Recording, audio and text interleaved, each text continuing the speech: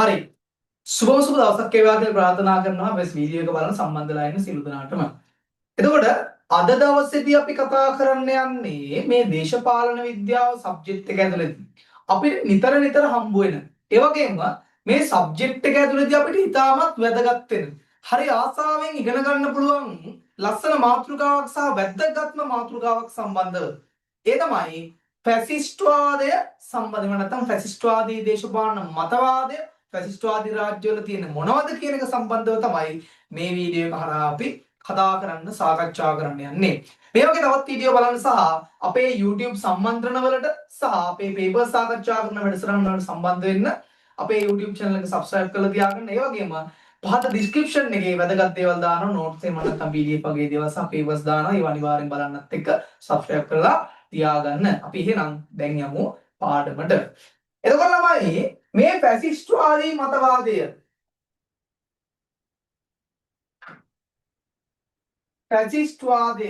හරිද මේ ෆැසිස්ට්වාදය කියලා කියන්නේ මොකක්ද ෆැසිස්ට්වාදය කොහොමද එන්නේ ප්‍රධාන වශයෙන් ගත්තොත් ළමයි මේ ෆැසිස්ට්වාදය කියන මතවාදය එන්නේ කොහෙන්ද ජර්මනිය සහ ඉතාලිය පදනම් කරගෙන තමයි මේ ෆැසිස්ට්වාදී මතවාදය කියන එක ලෝකෙ ඉස්සරහට වෙන්නේ.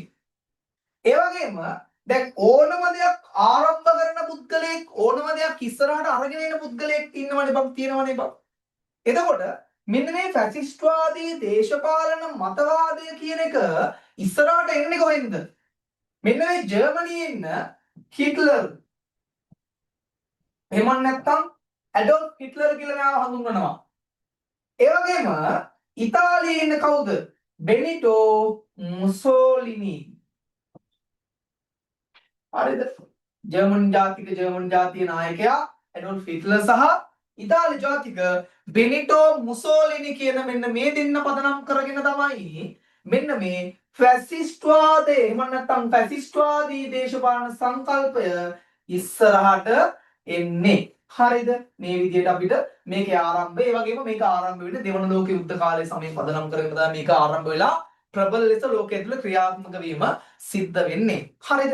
දැන් අපි බලමු මේ ෆැසිස්ට්වාදී රාජ්‍යවල තියෙනවා බං මේවටම ආවේනික වුණු ෆැසිස්ට්වාදී රාජ්‍ය පදනම් කරගත්ත විශේෂ ලක්ෂණ. හරිද? බලමු අපි ඒක මොනවද කියලා. හරිද? පළවෙනි එක විදිහට අපිට ගන්න පුළුවන් ළමයි රාජ්‍ය වන්දනය. එහෙම නැත්නම් රාජ්‍ය වන්දනාමාන කිරීම. හරිද? මේ ජර්මන් ජාතියේ මිනිස්සු මේ හිට්ලර්ලා නිතරම මිනිස්සුන්ට කියපු දෙයක් තමයි මොකද්ද? රාජ්‍ය වන්දනාමාන කරන්න. මෙයාලා කියනවා කොළ වියලියකේද ගස ජීවත් වේ කියලා. ඒ කියන්නේ කොළ කියලා කියන එකෙන් අදහස් කරන්නේ මිනිස්සු බං. ගස කියලා කියන්නේ රාජ්‍ය. හරිද? මිනිස්සු මැරුණත් නැත්තරම නැතිලා ගියත් විනාශ වෙලා ගියත් පුතේ රාජ්‍ය දිදුලනවා. එහෙම නැත්නම් රාජ්‍ය ජීවත් වෙනවා. එච්චරට රාජ්‍ය කියන එක වැදගත්. එතකොට මෙයාලා නිතරම පුරුදු කරපු නිතරම කියපු දෙයක් තමයි රාජ්‍ය වන්දනාමානය රාජ්‍ය කියන එකට වදින්න. හරිද? ඊට පස්සේ දෙවැනි එක තමයි දේශපාලන ඒක බලවාදය. මොකක්ද බං මේ දේශපාලන ඒක බලවාදය කියලා කියන්නේ? මේ දේශපාලන ඒක බලවාදය කියලා කියන්නේ මෙතනදී තනි නායකයෙක්ම තමයි සියලු බල ඒක රාශී වෙන්නේ.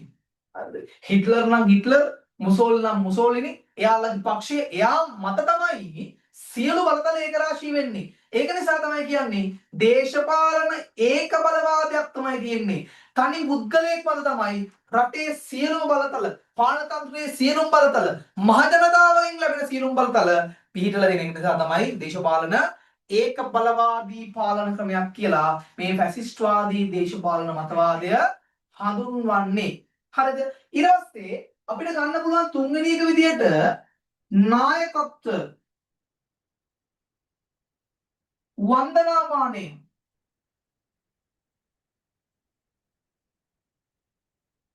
නායකත්ව වන්දනාමානය. මොකද්ද මේ නායකත්ව වන්දනාමානය කියලා කියන ළමයි?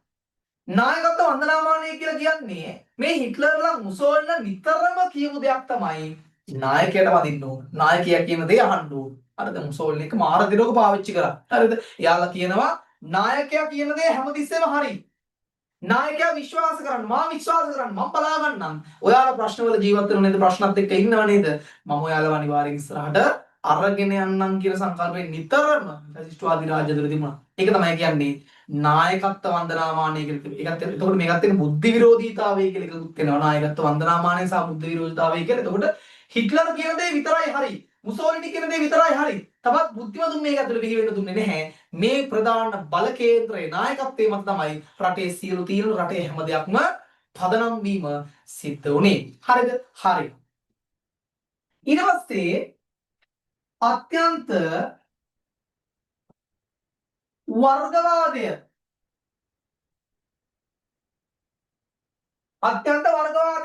මොකද්ද මේ අත්‍යන්ත වර්ගවාදය කියලා කියන්නේ? වර්ගීකරණය මිනිස්සු වර්ග කරාපු දේ. ඒ කියන්නේ මොකද්ද? මිනිස්සු වර්ග කරේ කළු සුදු කියලාද? නෑ. හරිද? එයාලා කිව්ව දෙයක් තමයි හිට්ලර්ලා කිව්ව දෙයක් තමයි ජර්මන් ජාතිය උතුම්ම ජාතිය.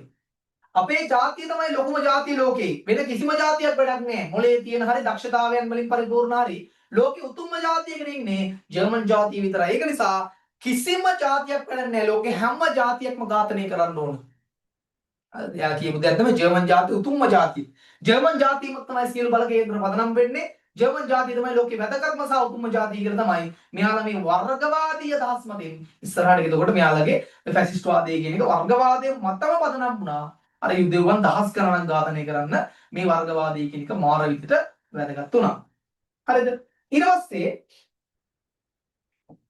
අත්‍යන්ත රණවාදය හරිද? මොකද්ද මේ අත්‍යන්ත රණවාදය කියලා කියන්නේ ළමයි? රණවාදය කියන එක දන්නවනේ. රණවාදය කියලා කියන්නේ ඔය යුද්ධ කරන්න වගේ හරිද? යුද්ධ කරන්න ගහ මරා ගන්න ශක්තිමත් භාවය නිබම් මේ අත්‍යන්ත රණවාදය කියලා කියන්නේ. හරිද? එතකොට මේ ෆැසිස්ට් වාදය ඇතුලේ අත්‍යන්ත රණවාදය කියන එක මාර ප්‍රධාන දෙයක් බවට පත් කරගෙන කටයුතු කරා ළමයි. එතකොට හිට්ලර් නිතරම රණවාදී මිනිස්සයා අගය කරා. ශක්තිවන්ත මිනිස්සයා අගය කරා.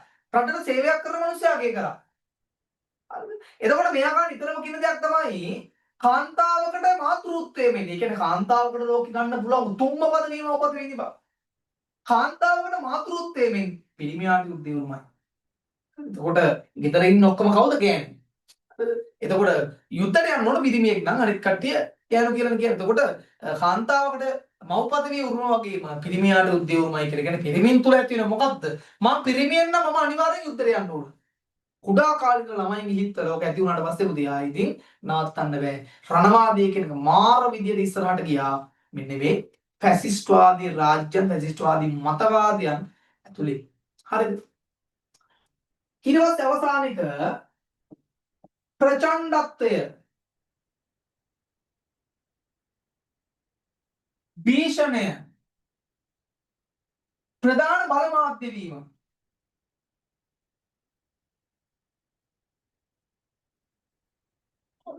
ප්‍රචණ්ඩත්වයේ සහ භීෂණයේ ප්‍රධාන බල මාධ්‍ය වීම. හරිද? එතකොට මෙයාලගේ ෆැසිස්ට් වාදී මතවාදී ඇතුලේ හිට්ලර්ලා මුසෝලිනි නිතරම කියපු දෙයක් තමයි යුදෙව්වෝ කියලා කියන ලෝකයේ IQ එක වැඩිම මිනිස්සු. හරිද? මේ යුදෙව්ව එකෙක්ටවත් ඉන්න දෙන්න හොඳ නැහැ. මේ හැම යුදෙව්වකම ඝාතනය කරන්න ඕන. අන්න ඒක තමයි මෙන්න මෙයා හිට්ලර්ගේ ෆැසිස්ට් වාදය ඇතුළේ නිතරම කිව්වේ. එතකොට ඒ දේ කරන්න මෙයාලා පාවිච්චි කරේ උදේ ප්‍රචණ්ඩත්වයේ කවුරු හරි මොකක් හරි හිට්ලර්ට විරුද්ධව කියලා කෙලින්ම එල්ලලා මැරුවා. හරිද? මොනවා හරි ප්‍රශ්නයක් වුණේ නක්සිවාදී නෙමෙයි මේ. කවුද අපේ යුදෙව්වෝන්ව සරපට ගාලා භීෂණය අර ගෑස් කාමරවල දාලා මරලා තියෙන්නේ. එතකොට ඒ වගේ ප්‍රචණ්ඩත්වයේ සහ භීෂණය මාර විදියට ෆැසිස්ට් වාදී රාජ්‍ය තුල තිබ්බා. එතකොට මේකත් ප්‍රධාන වශයෙන් අපිට ගන්න පුළුවන් ෆැසිස්ට් වාදී රාජ්‍යවල තියෙන විශේෂම ලක්ෂණයක් විදියට ওই විදියට ජර්මනිය ඉතාලිය පදනම් කරගෙන හිට්ලර්ලගේ මුසෝලිනිලගේ දෙවන ලෝක යුද්ධ සමයේ ආරම්භ වෙච්ච ෆැසිස්ට් වාදී දේශපාලන මතවාදය සහ ඒකේ තියෙන ප්‍රධානතම ලක්ෂණ රාජ්‍යවල තියෙන ලක්ෂණ සම්බන්ධව ওই විදිහට හරි ලස්සනට අපිට කතා කරන්න පුළුවන්. එහෙනම් අපි ඊළඟ වීඩියෝ එකත් එක්ක සම්බන්ධ වෙනකම් පරිස්සමින් ඉන්න හැමෝටම ආයුබෝවන්.